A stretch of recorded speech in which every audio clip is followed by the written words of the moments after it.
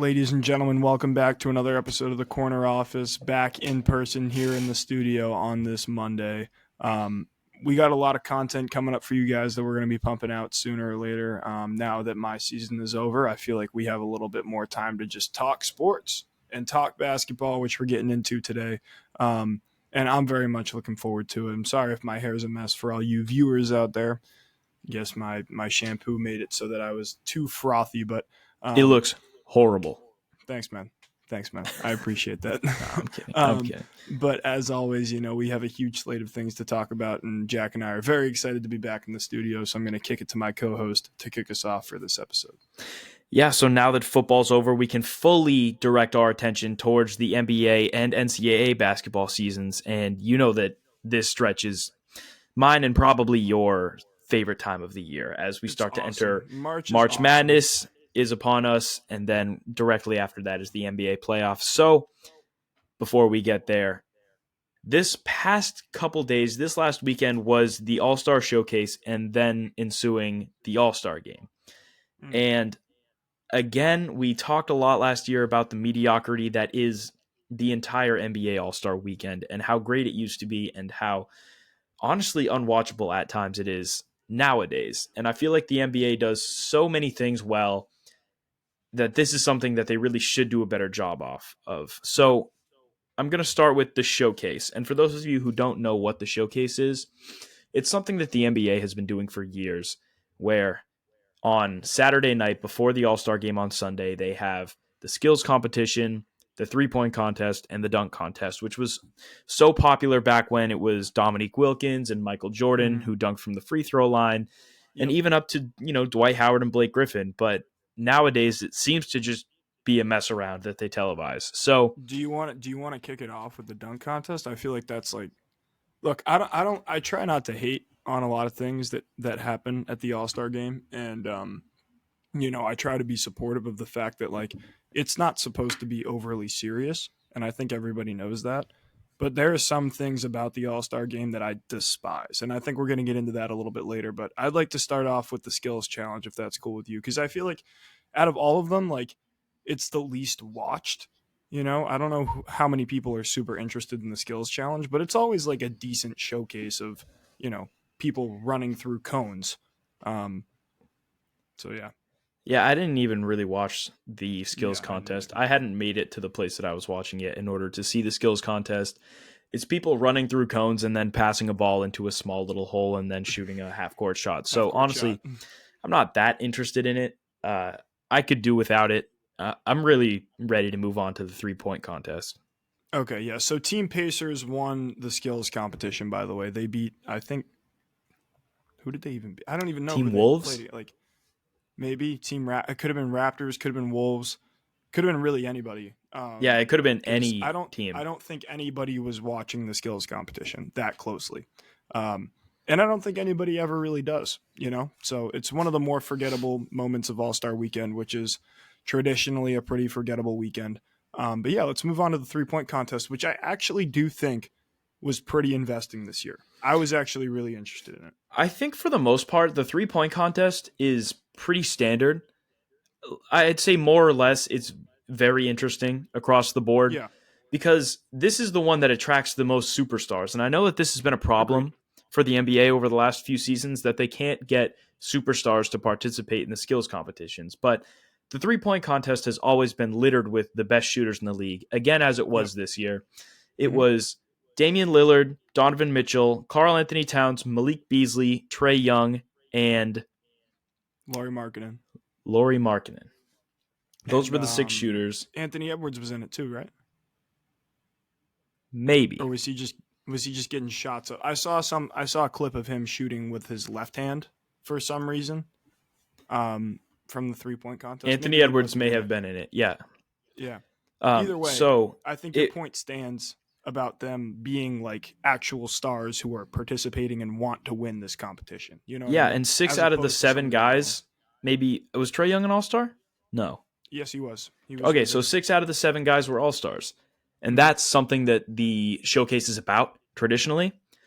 Yep. However, again, I thought that it was good across the board, and it was a lot of high numbers. Most guys were in the 20s. 26 was the score that it took to win. Damian Lillard had it twice. Yep. Karl Anthony Towns had 24 and Trae Young had 24. So that was the final Yep. three guys. Hmm. And I thought it was good. I thought it was very entertaining. And yeah, I mean that's really all I have about it. It was I mean, better than it has been in past years.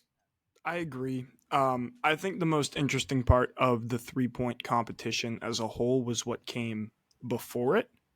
That being the competition, which I think we're going to talk about now, between Stephen Curry and After it. Sabrina This Ionescu. came after it.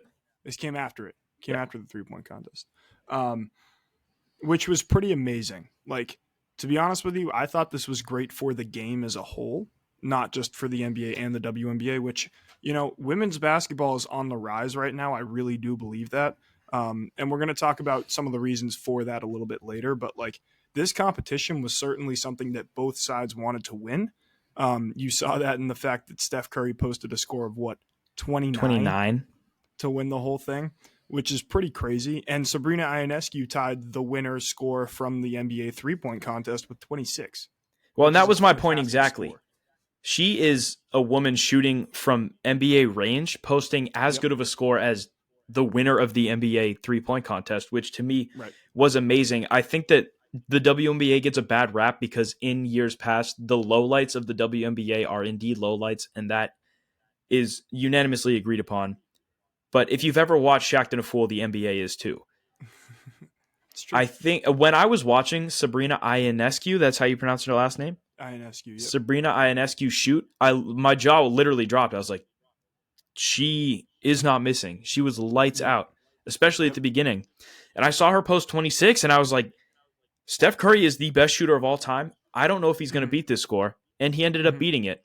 But it was something that I didn't expect to be taken as seriously as it did. And I Agreed. also think that it was something that was huge for the game of basketball, not Yep. women's basketball, not men's basketball, basketball as a whole came together to watch that event. And I was incredibly satisfied with the way that it turned out.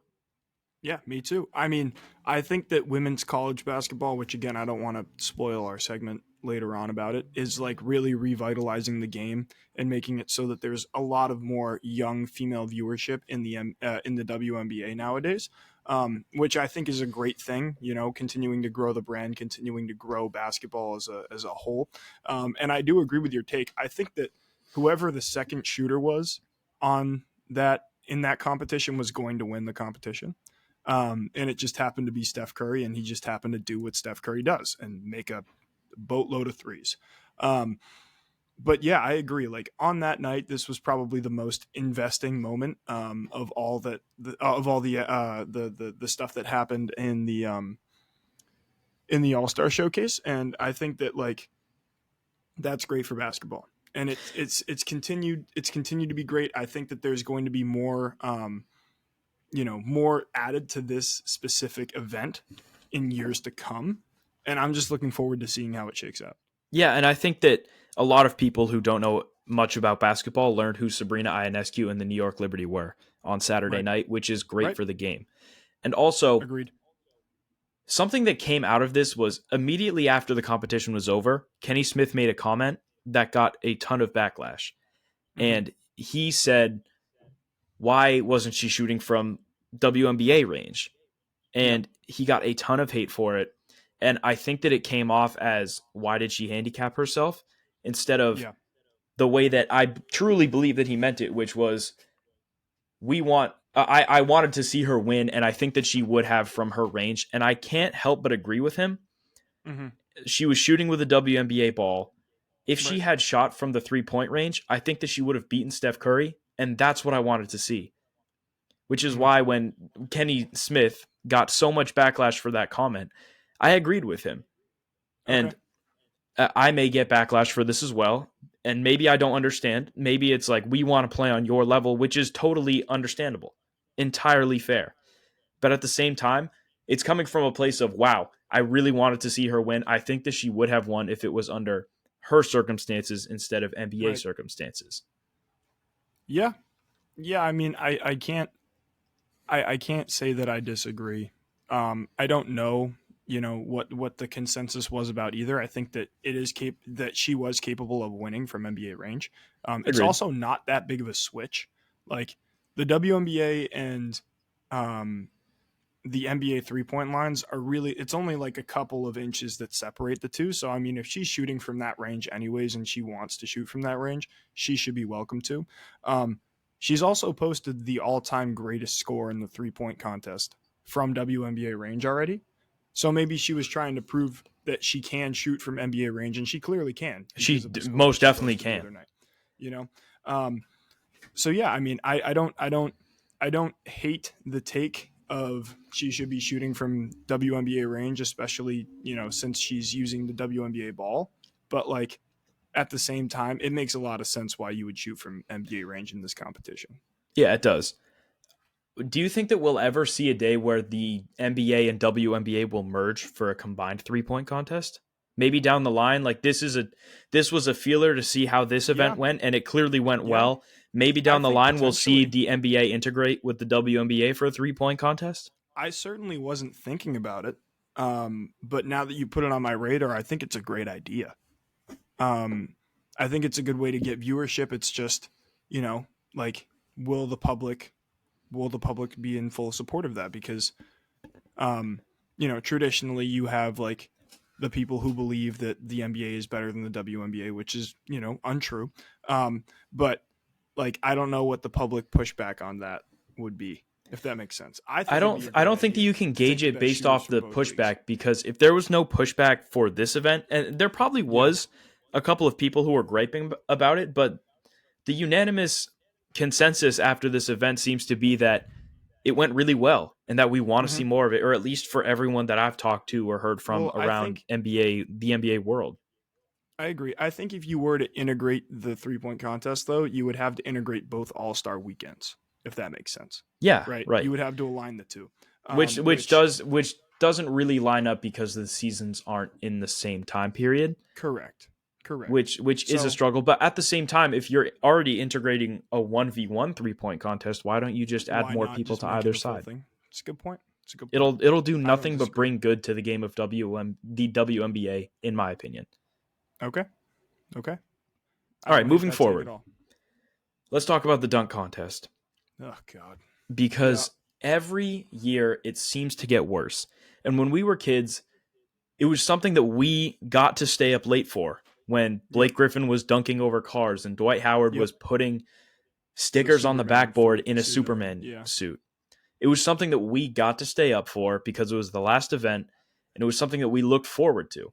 I remember Hmm. watching Zach LaVine and Aaron Gordon go at it in arguably the best dunk contest of all time with my dad at like Correct. 11 at night, which was the equivalent of 4 in the morning to me at 11 years old. Yeah. And now I get excited to watch it the same way that I did when I was little, and it's still incredibly disappointing every year. Hmm. So, Alex, why is it so bad, and what are some solutions that we can have to make it better? I think it's time to scrap it. Honestly, there's just the main issue that I think you see with the dunk contest, which wasn't as much of an issue this year, um, was there's been a severe lack of star power within it for years. For years, you haven't seen all stars and all NBA guys be in the dunk contest in forever. And Jalen Brown stepping up to the plate and throwing his hat in the ring, I think is commendable. But then you look at the other people in the field, like Jacob Toppin, Jaime Jaquez, Jalen Brown, Mac McClung. Two of those guys are G Leaguers. Like Mac McClung is a full on G Leaguer, and Jacob Toppin is on a 2-way contract with the New York Knicks. So, like, And Jaime Hawkins is a rookie. well, he's a great player, though. He's been really good this year. Agreed, but he's a But rookie yes, he's a nonetheless. rookie. He doesn't have that type of star power yet, for sure. So that's always been an issue with the dunk contest. A second thing is just the fact that, like, they're running out of ideas. There's only so much that you can do in the dunk contest. And I feel like at this point, we've kind of seen it all. There isn't a new innovative dunk every year that is drawing viewers in. And I think that more so than not, we're disappointed with the results of the things that we've already seen. So like Jalen Brown jumping over someone, that's cool. It's really hard to do. I could never do it, but we've seen it hundreds of times. So like maybe we're a bit desensitized to the fact that this is an incredibly hard feat to to achieve. But until there's like new variety as to like athleticism and can someone do something we've never seen before, I don't know if the dunk contest will ever really be back. And we thought it was back last year when Mac McClung won, doing things that were amazing. But then he comes back this year and wins again, and it was a bit underwhelming, in my opinion. I do agree with most of what you said. I think that we're going to have a hard time having the dunk contest be back. But at the Yeah, same time, if you keep bringing in guys whose expectations are to have these amazing dunks that we've never seen before, it's always right. going to be underwhelming. But if Mm-hmm. you see four guys who are at the same capability of Jaylen Brown, who are out there doing, maybe they're the same dunks that we've seen before, but we've never seen it from these all-star guys. Yeah, Jacob Toppin is a rookie. He's barely on an NBA team. He's played like not even rotational minutes. He's played end of game minutes this year. yep, Mac yep, McClung is on a G League roster. Jaime Jaquez is great, but he's not even a star yet. yeah, So either sign Mac McClung to a contract and make him an NBA guy, and then I'll yeah, be satisfied seeing him win the dunk contest every year because that is his specialty, yep. or move back to bringing stars in. And I understand that no one wants to be that person. And again, you said it. Props to Jaylen Brown for stepping up there and doing it. Last year Mm-hmm. Agreed. we saw him face the back. Like he led the charge in saying that, yeah, the All-Star game is great when guys are scoring 50, but it's just a shoot around. He was the person who Right, said that it was a glorified shoot around. And he went out right. there and tried to do something about it this year. And I thought that he did very well. Yeah, I thought he did I too. mean, at least based on what his expectations were.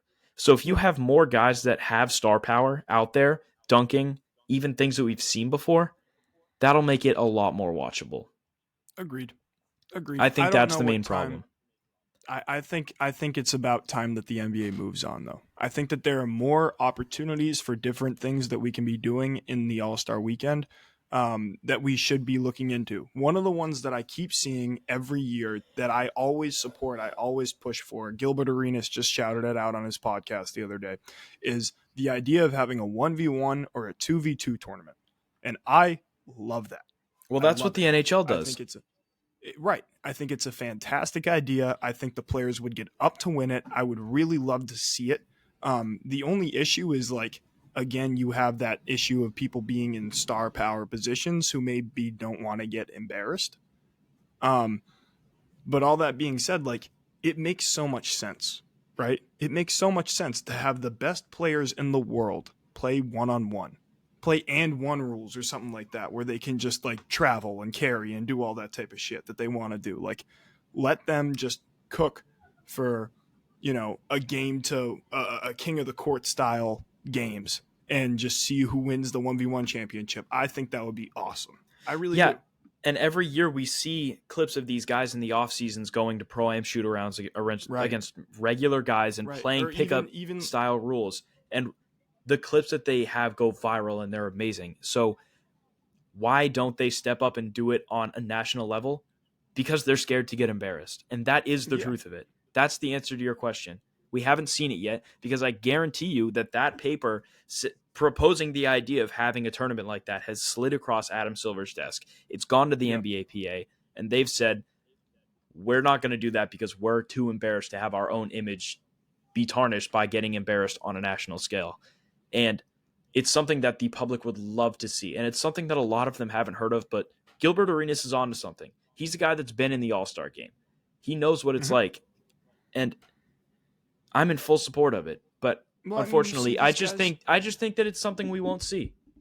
you see these guys play one on one in like the USA showcases when they're playing and trying out for the Olympic teams. I would even say that if you were going to have guys from the G League or even rising stars be, at All-Star weekend, put them in it because it's still interesting basketball to watch. It's interesting to watch team like players try and pick each other apart and make moves and do stuff. And it doesn't necessarily have to be the best guys on a roster, even though I think that would bring in the most viewership to this.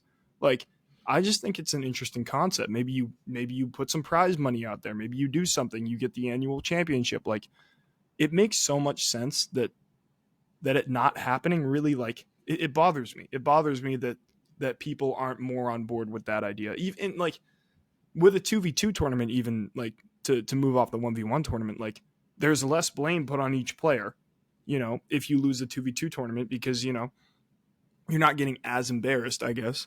Um, and then you Or could see even teams with the best, 3v3.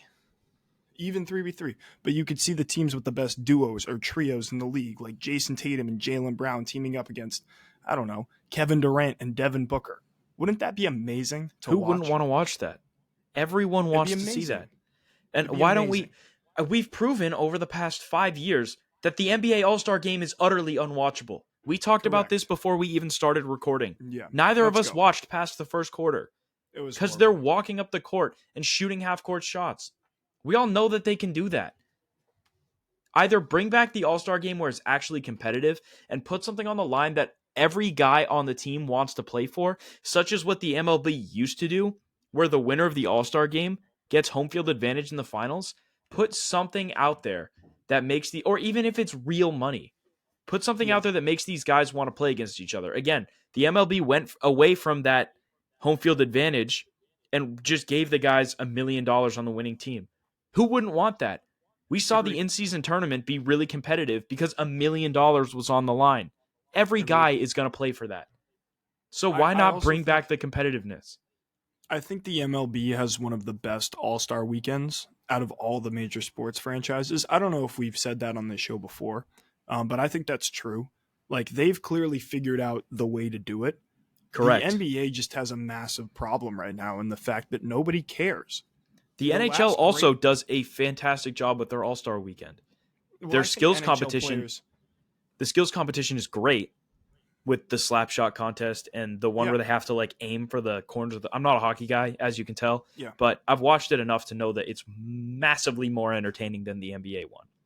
I So also if the think NBA can NHL just like players, if the NBA can just like take bits and pieces from these league and synthesize their own All-Star weekend that's actually watchable, it will mhm. make everyone much more happy. I think NHL players also legitimately hate each other on different teams too, Yeah, which I don't think is a thing that's in the NBA as much, especially agreed. among like star players. There's a Well, lot and of they grow up respect there, playing which I together. understand. Yeah, but like in the NHL, like you're trying to take someone's head off every possession. Like I even think the NFL did a good job modifying their Pro Bowl this year by It's making it go better. flag football instead of just having them play at 50%. Um, and I think the NBA solved the problem like 3 years ago when they went to target score. Everybody wanted to win the target score NBA All Star game for Kobe Bryant. Everybody wanted to win that. Everybody was invested in it. It was something that you could say you won. It was the most competitive it's been in years. And then we just decided to go away from it for what? There I was don't no know. reason to go away from the target score, in my opinion. And, it's getting to the point where it's stupid for these guys to even be out there. They shot 168 3-pointers. 168 threes, probably uncontested, probably wide open, probably 15 to 20 of them from half court or further back. Like it's getting unwatchable. It's not fun for the players. The narrative after every All-Star game nowadays is just why did we even invest our time into this? And It's a I fair just argument to make. I don't know how you change unless you I think the change was the target score, and then they just decided not to go with it. So I think the change personally is the small-sided tournament. okay, We've seen that bring engagement to the NHL. That clearly worked. I watched, yep, and I don't watch hockey. yep, Something that can make everybody look on paper and say, "Oh, I definitely want to watch this." Even people who aren't from the NBA. I had a friend last night while we were watching the game who watched his first NBA game this year, and okay, we were explaining to him what the All-Star game was because he didn't even know. So we told him that it's the best, however many, 10 players from each league facing yeah, off against each other. yeah, And he said, "Wow, in theory, this is supposed to be the best game of all time, correct?" Yes, in theory it is, but in hmm reality it's not because there's no reason for anyone to try.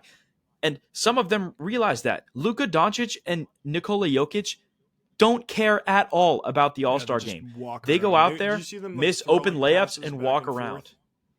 Yeah, No one yeah, cares, including them. So at least if you're not going to have something that brings engagement from the greater public, At least have something that brings engagement from the players, because we don't Agreed. even have that right now. Making an Yeah. all-star team means nothing besides a star next to your name on the roster. Hmm. And it means something for your legacy too. Like being on the All Star team is something that is going to propel you towards the Hall of Fame.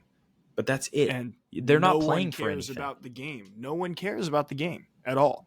It's just something that you can put on your resume. Oh, maybe you were an all star. Maybe you're looking at an all NBA team this year so that you can make more money in the offseason. Like, Larry Bird went around all day Sunday morning begging players to try, begging them to yeah, care. And they panned yeah. the camera to him in the first quarter. He was so upset visibly on the sidelines Mm-hmm. because no one cares. And it really does suck to see, because in theory, it is supposed to be the best game of the season. And if It's they did it supposed to be right, the game. it could bring so much engagement from audiences that have never watched the NBA before. But unfortunately, they don't. And it's just a shit show every year. Agreed. Agreed. And it's embarrassing. It's embarrassing. I hate watching it. Like I have to turn it on because I'm an NBA fan, and you always hold out that glimmer of hope that maybe this is the year. Maybe this is the year where they actually care. Maybe this is the year where they stop just chucking shots up, where they stop just walking up and down the floor, where they actually, where they don't open up the lane and let people get wide open dunks and just I don't know, just dick around for the entire time. But it seems like it hasn't been competitive since that Kobe Bryant, when Kobe Bryant unfortunately passed away and everybody wanted to win the All Star game. And I don't know how you incentivize them wanting to win the All Star game anymore. I just don't. Unless you give either monetary value, which we've Right. seen work, or incentive down the line. Like, unless they're playing for something meaningful, it's just going to be this same cycle of games that no one Just cares about. mediocrity. Yeah. So I'm begging you, NBA, please do something about it, because the All-Star game is supposed to be the best game of the season, and it's turned into the worst. Agreed. All right, moving forward. Agreed. The last thing we're going to talk about is something that has to be stated, and we've already talked about it a little bit, but this past weekend, Caitlin Clark broke the women's college basketball record for the most points of all time with a deep three. Did you see it? It was like a 35-foot Oh, I bomb. saw it. It Pull was up in amazing. transition. She just Yeah. did what she does best, which is score the basketball. And women's basketball is getting better and better and more fun to watch, and more fun to watch every season. And Mm-hmm. it's bringing. There was a game between. It was just like an SEC play game on Sunday morning that got more engagement than the Celtics versus the Heat, who have faced in the Eastern Conference Finals 3 out of the past 4 years. Yeah. A random college basketball game on a Sunday between two SEC schools brought more engagement. Like, it's Yeah. getting better and better every year. It's getting more fun to Agreed. watch, and it's bringing awareness to the sport, which is honestly great to see. Agreed. So, Caitlin Clark, in my opinion, is doing more for the game of women's basketball than anyone else has done in the history of the WNBA. And I know that that's crazy at first. Wow. She is That still is in a college, very bold take. Okay. but the Talk me amount of through it. engagement that she's getting through Yeah. social media, through actually watching the game, people are tuning in to see what she's doing, like she's LeBron James in high school. I wanted to get tickets when Iowa came to Maryland. The cheapest ticket was a nosebleed for $180. Yeah. She's doing things for this game that no one has done in the history of women's basketball. Yeah. When can you think of the last time that people were getting tickets months in advance to be able to see someone play basketball? Yeah. It's true. It's been years. So she's doing great work for the game. I agree. I agree. It's been amazing to watch. It's been amazing to watch thus far. Um, she is completely revitalizing the game of women's basketball. She's obviously going to be the number one pick in the WNBA draft when she declares. Um, and just to see like the amount of like young girls and like people who are looking up to her and watching basketball and are now interested in basketball and are trying to find someone that plays the game they love and they find it in Caitlin Clark. It's pretty amazing. It's pretty amazing. She's on pace to break the all-time record for points in a in a college career, so that's men's and women's. And I think when she does, she'll be immortalized as one of the greatest women's college basketball players of all time, which I think she already is, even though she I hasn't agree. won a ring And yet. And I think that it's huge for girls who are playing basketball at a young age to look up to someone and be like, this person is doing what I want to do and being recognized by everyone, not just Yep, people who also play women's basketball. Everyone is seeing what she's doing, and it'll give more girls who are getting into the sport incentive to keep playing and not quit, which is the easy thing to do. And that's agreed. what's great for the game. Agreed. Agreed. All right, moving on. Alex, let's play a little game. All right, man. I'm here. I want you to name a starting five of LeBron James's best teammates. That is a point Starting guard, five. shooting guard, small forward, power forward, So, and what center. am I supposed to do about small forward? Well, you can either put LeBron at small forward, like you have to either put LeBron, you have to put LeBron in the So lineup, I get to put LeBron someplace. but you Okay. can put him in a position that he's played. So I would argue that LeBron can play point guard. You can put him at Yeah, either I'm small not putting forward him or as my point point guard. guard. He's going to be my small forward. Okay. Because having a team. Yeah. So all right. So it's top five. So technically top four players that LeBron has ever played with And at each.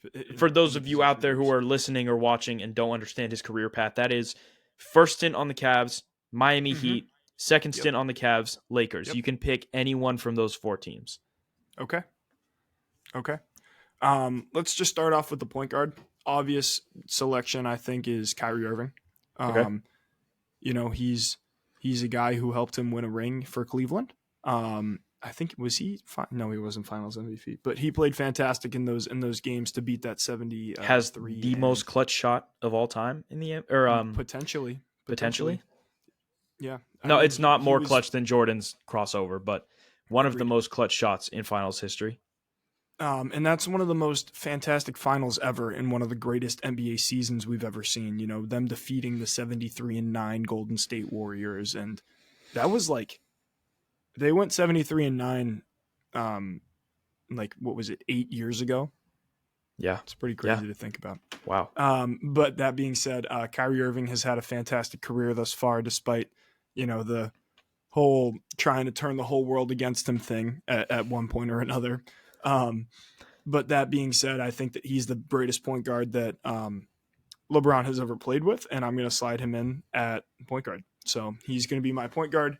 Moving on to shooting guard, I think this is an obvious selection. Anybody would make it. Dwayne Wade is the greatest player that LeBron has ever played with.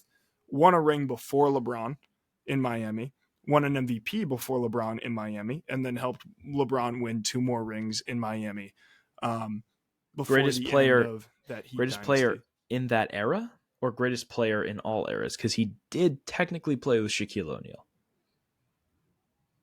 What do you mean? LeBron. No, I know, but like, The greatest shooting guard he's ever played with? yeah, that's what I meant. Oh, okay. I'm sorry. I'm sorry. Maybe it is. Yeah, maybe you're right. Maybe you're right.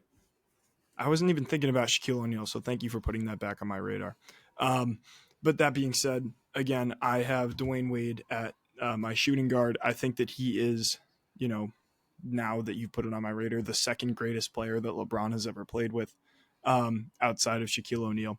And then, I think he's the obvious shooting guard selection. You can argue for Ray Allen or a guy, or even like Mario Chalmers, I guess, but neither of them really come close to Dwayne Wade in level of impact and commitment to winning. So he was really the backbone, helping LeBron win those 2 rings in Miami. So I think that's an obvious choice.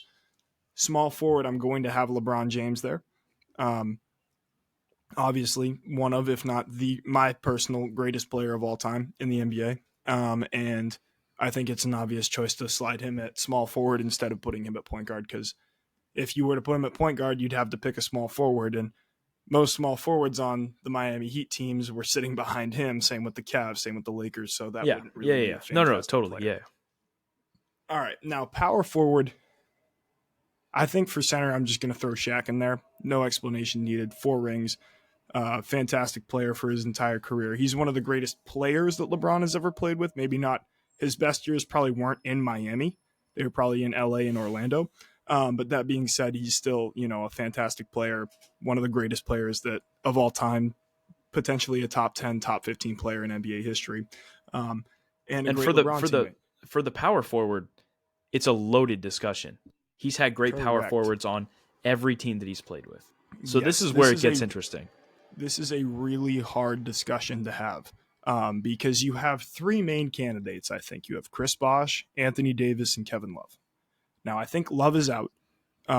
He's the only one who I think is a fringe Hall of Fame guy out of the two. Chris Bosh is a Hall of Famer, and Anthony Davis will be a Hall of Famer. Um, man, it's so tough. I think because of the defensive player of the years and whatnot, and the way that Anthony Davis was as a defender earlier on in his career, and the fact that he's won one ring, but Bosch has two rings. I'm going to say Anthony Davis. I think Anthony Davis is overall a better player than Chris Bosh, even though Chris Bosh was, fantastic. His career was cut short due to injuries, unfortunately. And, that would mean that Chris Bosh is your six man, but Anthony Davis is going to be my power forward. So just to run you through my starting five here, we got Kyrie Irving at the 1, Dwayne Wade at the 2, LeBron at the 3, AD at the 4, and Shaq at the 5 to round out LeBron James teammates. All right, there you go. That's LeBron James' top 5 teammates of all time. Tune in, follow our Instagram at the Corner Office Pod, Corner Office Pod on Twitter, the Corner Office Pod on YouTube. You can basically find us everywhere now. We're on TikTok too at the Corner Office Pod. Are we really? Make Oh, I sure, didn't yeah, even we know are. that. Look at Make that. sure to We're check going us out. global. Yeah, Going we're global. big time. Okay, we're big time. But as always, ladies and gentlemen, thank you for listening. This has been the Corner Office, and I am Jack Byrne. And I'm Alex Penders. Corner 3. Corner 3.